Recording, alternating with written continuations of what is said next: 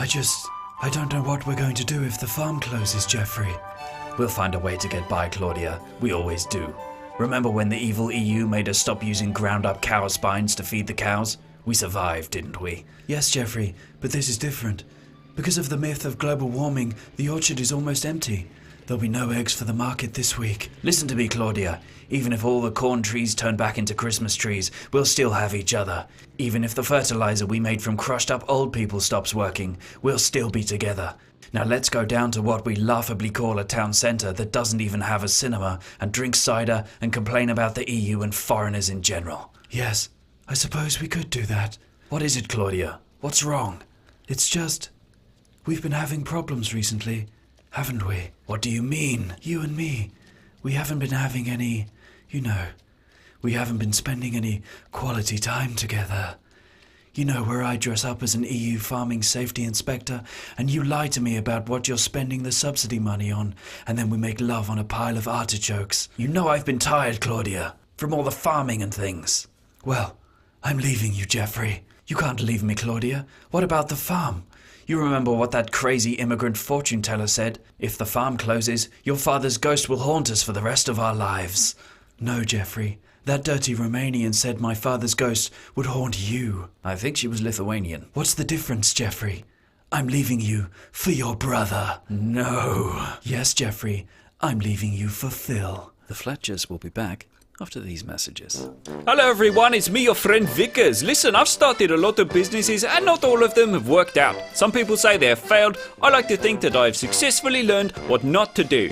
From now on, I will be concentrating on charity. I'm just going to give and help people and be selfless. So I'm pleased to announce Vickers Charity. You give me the money and I will pass it straight on to the charities. You can pick the one you want if you feel like it. Doesn't make much difference. That way you don't have to deal with all the nonsense. You know, when you give £2 to whatever, save the whatever things charity, and then they send you letters and all that rubbish. Well, now you won't have to deal with that. I'm like the middleman for charity. Just come down to the shop, you know where it is. If we're not there, just put the money through the letterbox. Write the name of the charity on the envelope if you want. Again, doesn't really make a difference. Up to you. Anyway, Vickers Charity for all your charity needs.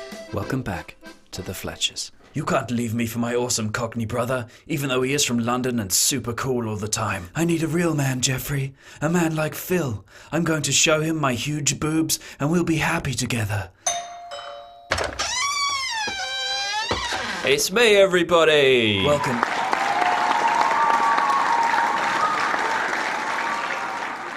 Welcome back, Phil. Hi, Phil. That's right, it's me, Phil, a lovable Cockney scoundrel, come to lighten things up in this boring place. Oh, Phil, you're so great. Me and all my sexy 40-something friends have all left our husbands so we can be with you. This is terrible.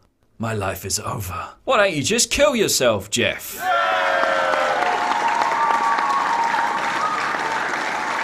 I love you, Phil.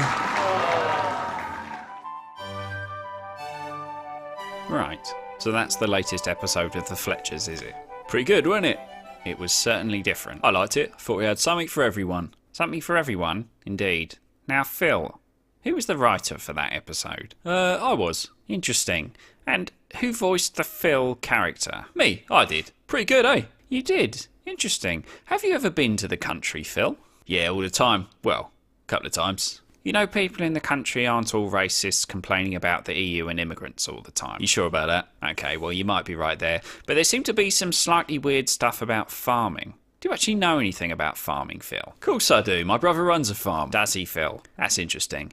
And your brother, his name is... Geoffrey. I call him Jeff. So this episode is just you wanting to sleep with your brother's wife. Your sister-in-law. I don't know what you're talking about. The laughter and cheering, Phil. Yeah, pretty good, wasn't it? The show isn't recorded in front of an audience. I know, I thought I'd spice it up a bit. Got the sound boys to put some sound effects in. Is that what happened, James? He threatened me with a screwdriver. We're just having a laugh, weren't we, Jimbo, me old mate? Old Jimmy. You say another fucking word and I'll gut you like a Borough Market fishmonger. And the advert. Yeah, it brought in a few bob, that did. This is a public service, Phil. We don't advertise private interests. Well, Vic did me a favour when I had some bodies to bury, so to speak, but also literally, so I gave him a slot in the show. Amazing. Well, you're absolutely fired, Phil, and now we're going to have to write a new episode. Fired? What for? I got another idea. The Phil character, right? He gets a machine gun and he shoots all the cows because they got foot and mouth, and then all the women in the village show him their boobs.